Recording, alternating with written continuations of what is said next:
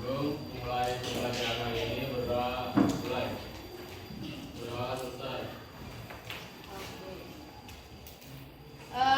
Ibu cek kehadiran dulu ya. Apriansa, Hadir. Aldi, Hadir. Alia, Ulan, Zaldi. Hadir. Sebelum mulai biasa kita pemanasan dulu. Asik, coba. Masih ingat up and down? Masih. Nah.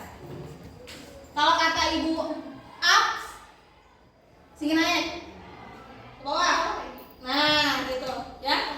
Praktek sekarang masing-masing sama temennya ya. Down.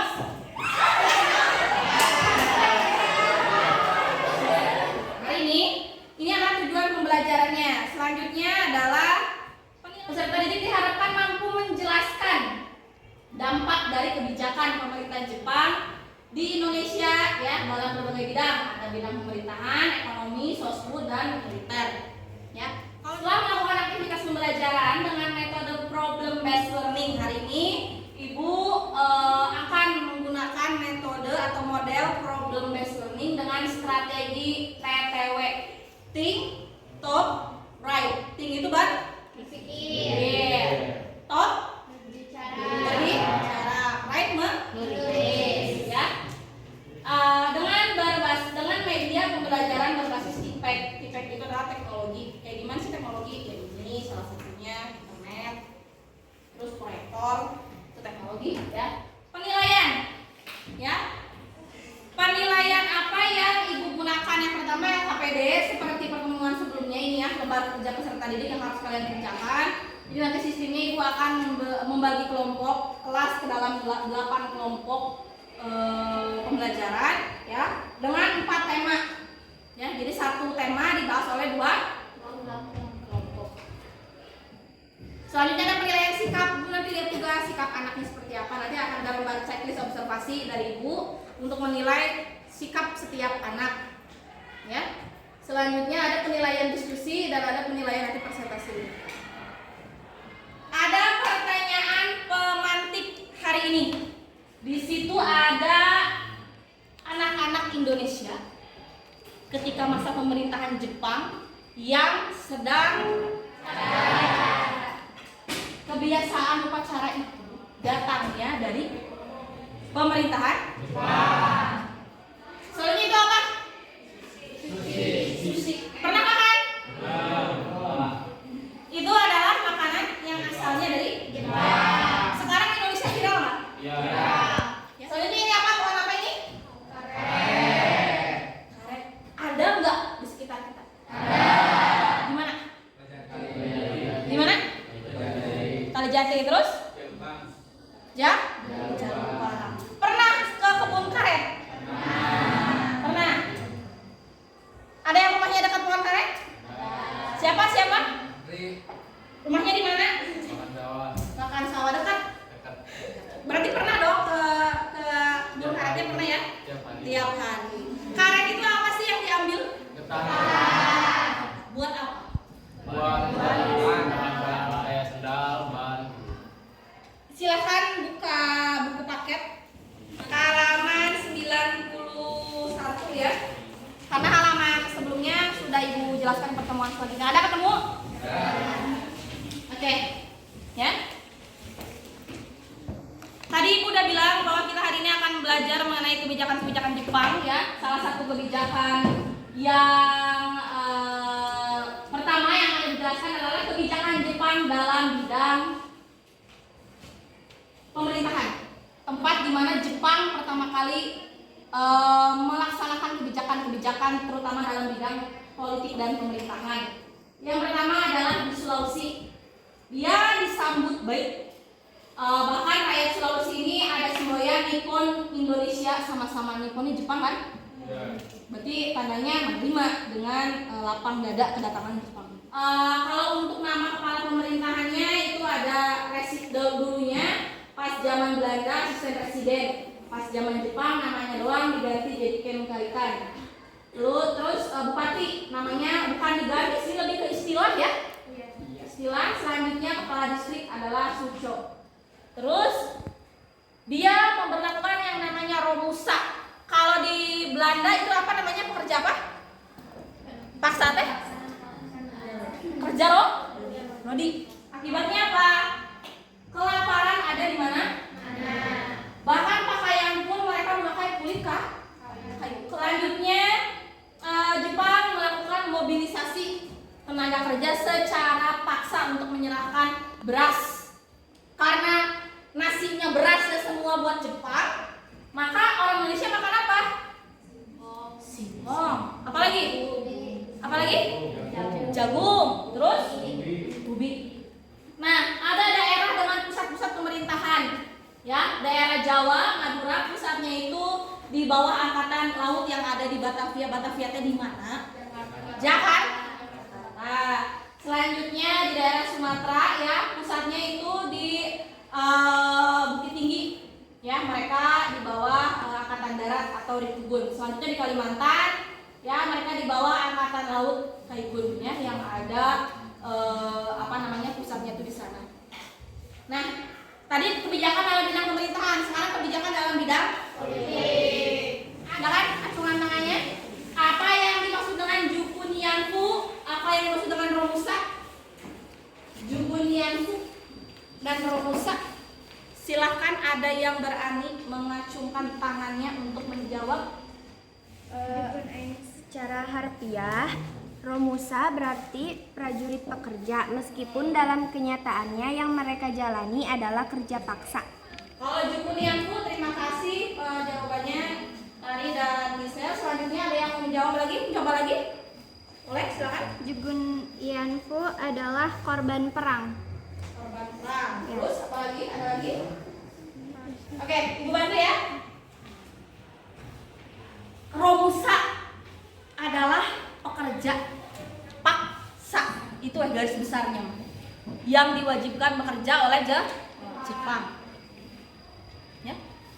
Sedangkan Jukunianfu bahasa kitanya adalah wanita penghibur yang dijanjikan oleh Jepang untuk sekolah lebih tinggi, sekolah keperawatan dan sebagainya. Tapi kenyataannya itu tidak. Dalam bidang pendidikan masa Jepang lebih parah dibandingkan dengan pendidikan masa kita dijajah oleh Belanda.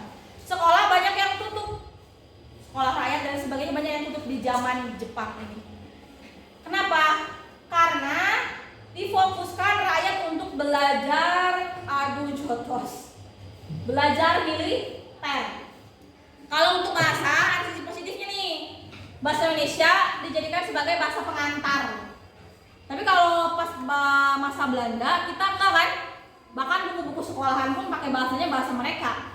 Ya, nama gedung dan lain sebagainya. Cuman kalau Jepang ini bahasa masih mending lah, ada sisi positifnya. Nah, selanjutnya dalam bidang ekonomi. Pertama, Jepang menyita aset ekonomi. Selanjutnya Masyumi, Majelis Syuro Muslimah Indonesia. Ini Jepang ini pro ya terhadap Islam, karena dia ingin mengambil hati orang-orang Islam. Kalau pas zaman pendudukan Belanda kan ke organisasi Islam tuh Jepang benar-benar ini ya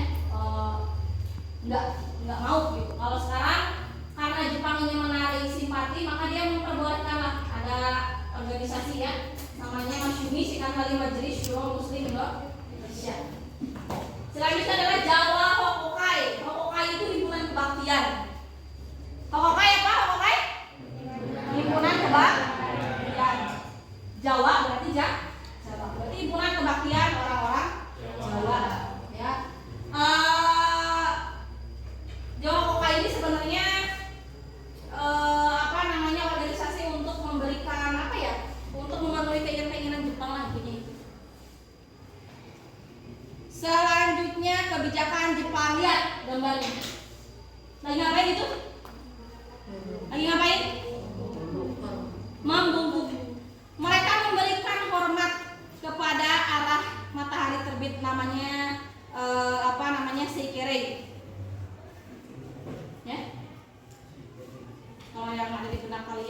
kenapa ada seperti ini, nanti bisa ditanyakan di sesi tanya jawab.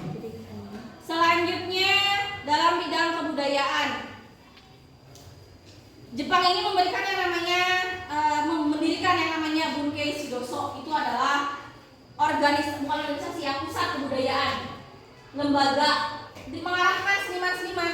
Jadi ada beberapa seniman pas zaman Jepang yang dijebloskan ke penjara karena karya-karyanya yang nyeleneh. Misalnya gini aja, Singgi nih seniman, ya bikin lukisannya teh ada orang Indonesia nendang bendera Jepang misalnya. Itu kan berarti kayak propaganda ya, kayak apa namanya, kayak disuruh kita untuk melawan. Nah berarti Jepang tuh gak suka kan? Nah makanya Jepang memenjarakan seniman-seniman yang seperti itu.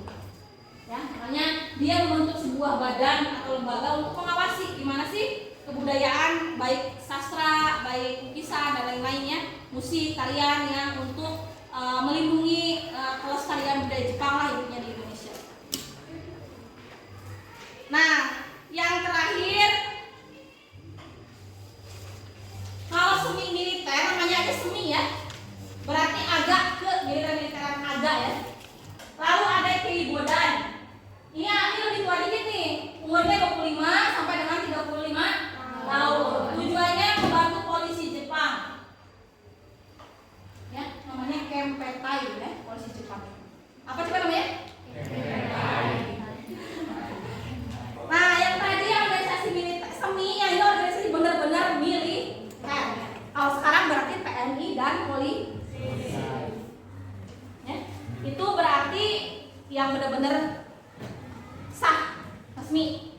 Ada peta pembela tanah air dan ada heiho, itu ini kelebihan artinya satu ya, heiho peta ya, dibentuk 3 Oktober 1943. Tugas dari peta adalah mempertahankan tanah air dari serangan sekutu. Selanjutnya adalah heiho. Heiho ini adalah mereka masuk ke dalam tentara Jepang, digabung ya, jumlahnya ada 42.000 orang, tapi pangkatnya itu rendah-rendah karena pangkat tertingginya hanya untuk orang-orang Jepang. Syaratnya nih, syarat masuk Heiho 18 sampai 25 tahun, berbadan sehat. Selanjutnya, nah ini salah satu gambar contoh tentara kita yang masuk ke peta dan tentara kita yang masuk ke Heiho ya. Mereka benar-benar pakai seragam, benar-benar militer. Bedanya penjajahan Jepang dengan Belanda adalah ini. Yang tadinya akan senjata makan uang, orang Indonesia jadi palinter kan? Tuntungna melawan kan? Nah, makanya kita bisa merdeka ketika zaman Jepang ya, karena kita udah pintar diajarin strategi perang, ya kan? Diajarin apa namanya, gimana caranya melawan, walaupun kita pakai tenaga yang sederhana. Sekarang ada pertanyaan, silakan. Materinya cukup sampai dengan di sini, silakan. Kenapa Jepang hampir di berbagai daerah bisa diterima dengan baik? Kenapa sih Bu Jepang di berbagai daerah kata Gisel dapat diterima dengan baik? Silakan. Ada yang bisa menjawab? Silakan Anda, silakan. Karena Jepang menjanjikan kemerdekaan bagi masyarakat Indonesia. Kenapa diterima dengan baik? Makasih Nanda. Kenapa diterima dengan baik? Karena Jepang itu di awal sudah melakukan propaganda atau usaha untuk menarik hati orang Indonesia. Terima kasih. Ada lagi yang ingin bertanya? Eka, Mangga, silakan. Kenapa pusat kekuasaan Jepang di Sumatera dan di Palembang?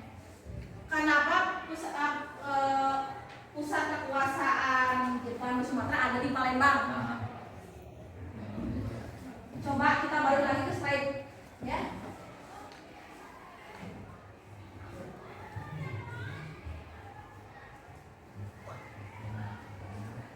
Nah,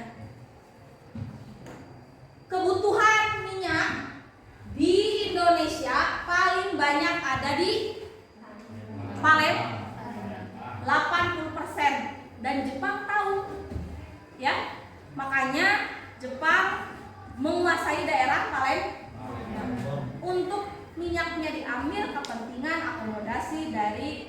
kendaraan mereka, alat perang mereka, ya, untuk kebutuhan perang. Terima kasih ya kan pertanyaannya. Ada lagi yang ingin bertanya? Nuraida, silakan. Kalau mendengar dari penjelasan yang Ibu jelaskan tadi, penjajahan Jepang itu terlihat begitu menyedihkan dibandingkan pada saat Belanda. Nah, itu kenapa bisa terjadi hal tersebut? Ya, terima kasih pertanyaannya Nuraida. Ada yang ingin menjawab? Kenapa sih Bu? Kok Jepang dari tadi Ibu ngomongnya menyedihkan dibandingkan dengan Belanda? Ada yang bisa menjawab? Di Jepang, walaupun sebentar, tadi ada yang ditembak, ada yang tidak kuat dengan baju kayunya tadi. Pertanyaan Ibu tutup ya. Sekarang silakan kalian bagi kelompok sesuai dengan kelompok permanen yang telah dibuat. Lihat tangan Ibu, lihat bawa ini aja, pulpen saja dengan buku paket.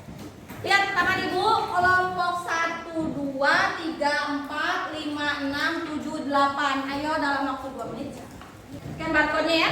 Silakan scan barcode-nya untuk bahan ajar.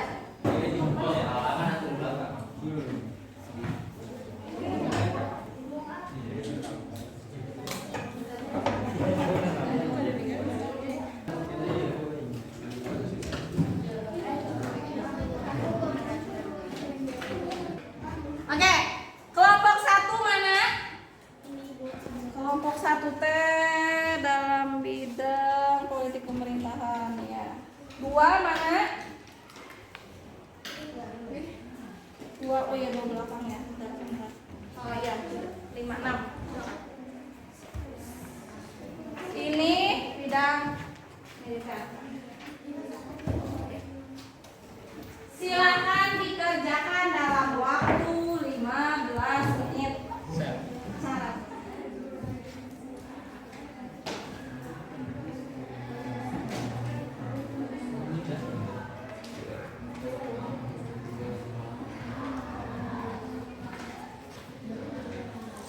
Ini tes siapa aja? Sri Lestari, Bunga, Krisna, Salih. Ada kesulitan? Sementara ini belum ya? Apriansa, Melinda, Lisa, Regi. Sejauh ini ada kesulitan belum? Coba dulu ya. Kita waktu pertanyaan.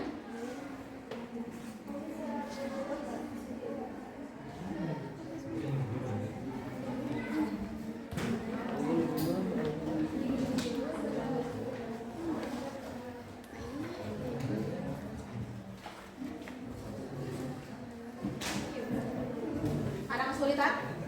Belum.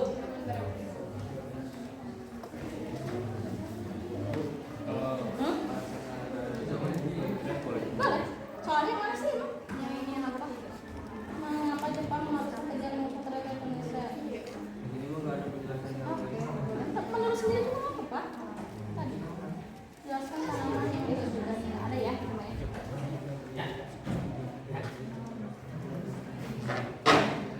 Gimana? Tarik dulu kasih.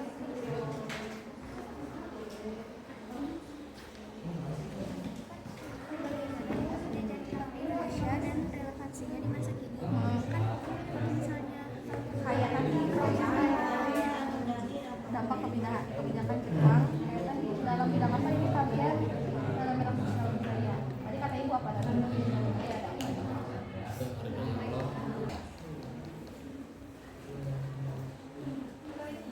tanaman di bawah gedung. Kan ada 3.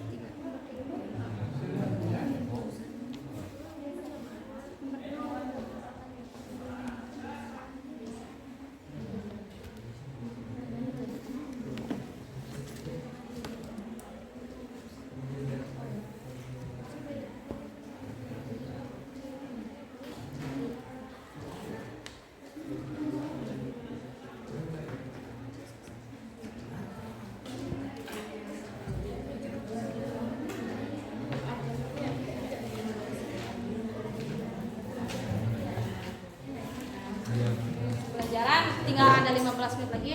Sekarang kita presentasi. Assalamualaikum warahmatullahi wabarakatuh.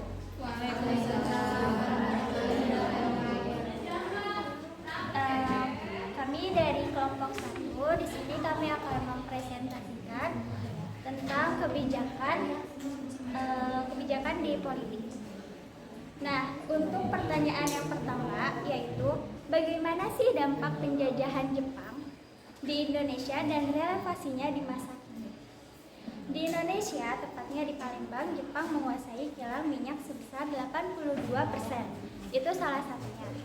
Jawabannya, upacara pengibaran bendera merah putih dan adanya organisasi Islam. Nomor 2, apa saja kebijakan Jepang dalam bidang sosial dan budaya? Jawabannya adanya gerakan 3A, Pusat Tenaga Rakyat atau Putra, Masyumi, dan Jawa Hokakai. Karena adanya perubahan struktur sosial dari masa penjajahan Jepang tersebut. Ada pertanyaan? Dari kelompok 34? Satu saja? Tidak apa-apa yang tadi?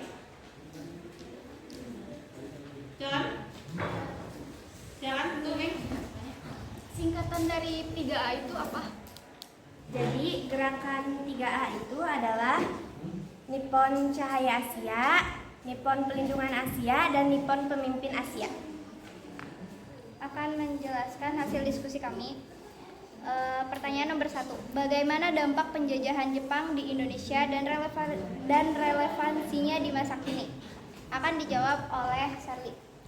Jawabannya adalah adanya Badan Keamanan Rakyat, Tentara Keamanan Rakyat, Komunitas Islam, dan upacara bendera dari. Yang nomor 2, apa saja kebijakan Jepang dalam upayanya merebut Indonesia dari Belanda, sejumlah objek vital dan bangunan dihancurkan akibatnya. Pada awalnya kependudukan Jepang perekonomian lumpuh. Sumbernya dari Intisari Online. Mengharuskan kerja rumusan terhadap rakyat Indonesia karena untuk memperbaiki perekonomiannya dan membantu dalam Perang Asia Timur Raya. Nomor 4, jelaskan tanam yang diwajibkan Jepang untuk menunjang kemenangan Jepang dalam Perang Pasifik yang ada di sekitarnya. Padi karena beras adalah sumber energi tentara Jepang. 2, tanaman jarak karena getah jarak dijadikan pelumas mesin-mesin industri alat perang Jepang termasuk pesawat tempur. Assalamualaikum warahmatullahi wabarakatuh. Kami dari kelompok 7 akan mempresentasikan tentang kebijakan-kebijakan Jepang di bidang militer.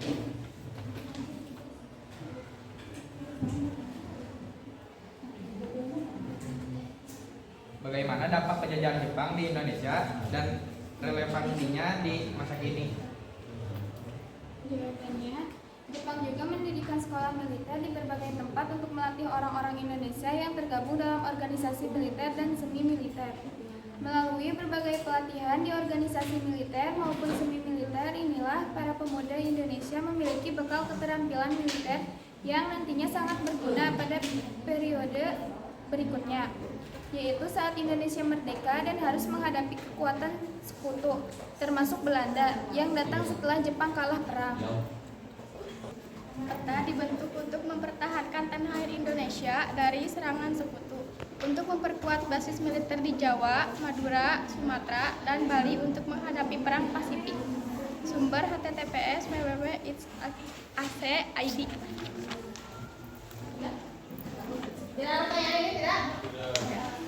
Sekian dari kami. Wassalamualaikum warahmatullahi wabarakatuh. Oke, semua kelompok telah beres presentasi. Sekarang kalian silakan duduk dulu di bangku semula. Silakan berpindah duduk di bangku semula dan siapkan gadget kalian, handphone untuk evaluasi pembelajaran. Semua sudah siap? Lihat ke depan. Ini ada barcode lagi untuk evaluasi kalian. Di pertemuan sebelumnya, evaluasi kita adalah menggunakan Google Form. Ada soal ya? Pilihan ganda. Kalau sekarang, Ibu evaluasinya adalah menggunakan menggunakan aplikasi Padlet. Udah pernah? Silakan scan dulu barcode-nya pakai Google Lens, nanti kalian langsung ke aplikasi Padlet. Silakan maju ke depan boleh. Apa soalnya? Terkait materi hari ini. Ya, soalnya adalah tuliskan satu kalimat yang ada di benak kalian ya mengenai materi hari ini. Di situ ada publikasi ya. Yang sudah silakan langsung publikasikan. Kerjakan. Nama dulu, nama. Subjeknya diisi oleh nama. Nah, bawahnya diisi oleh jawaban. Subjeknya diisi nama, bawahnya diisi jawaban. Publikasikan. Oke, sudah semua? Coba ibu cek dulu udah ada berapa orang. Terima kasih kepada yang sudah mengirim evaluasinya, harus wajib karena ini menjadikan nilai kalian. Ibu mau tahu sejauh mana sih pembelajaran hari ini bisa masuk ke dalam materinya, bisa sampai ke kalian. Sekarang silakan acungkan tangan, ibu mau tanya apa yang kalian refleksikan pembelajaran kita hari ini dalam dunia nyata itu efeknya kayak gimana sih dalam sekarang ini. Silakan kita refleksi diri. Ada yang ngacung? Silakan di-share. Jadi dari pembelajaran hari ini adanya sisi positif dari penjajahan Jepang. Contohnya yaitu seperti olahraga pagi yang dilakukan di sekolah sama upacara bendera merah putih. Itu merupakan kebiasaan yang ada ketika masa Jepang yang masih kita bawa sekarang. Oke, yang lainnya silakan. Dari pembelajaran yang dibahas hari ini, kita bisa mengambil hal yang positifnya, seperti yang dibahas tentang kemiliteran waktu dulu. Karena waktu penjajahan Jepang, tentara kita mengikuti kegiatan latihan militer dengan tentara Jepang. Jadinya tentara kita juga bisa memberikan perlawanan dan akhirnya kita bisa merdeka karena tentara kita waktu dulu ikut serta latihan dengan tentara Jepang. Selanjutnya ada lagi satu orang lagi aja. Satu orang lagi untuk merefleksikan. Oke, silakan Kita menambahkan. juga masih bisa melihat peninggalan Jepang, kayak contohnya pohon karet yang bisa dijadikan ban, sendal, dan lain-lain. Oke. Ya. Terima kasih. Salah satu yang kelihatan ya adalah perkebunan yang masih ada sampai dengan sekarang di sekitar kita. Tanaman yang ditanamnya merupakan tanaman yang diwajibkan bangsa Jepang menjajah kita pada waktu itu. Tidak ada pertanyaan? Tidak ada. Minggu depan kita belajar seperti biasa ya dengan materi perlawanan terhadap bangsa-bangsa Jepang. Materi akhir di bab Jepang ini. Siapkan diri kalian dengan baik. Untuk hari ini seperti biasa ada tugas yang tadi dikerjakan itu dibuat ke Canva, dibikin poster lagi seperti biasa peta konsepnya. Nanti dikumpulkan lagi ke ibu.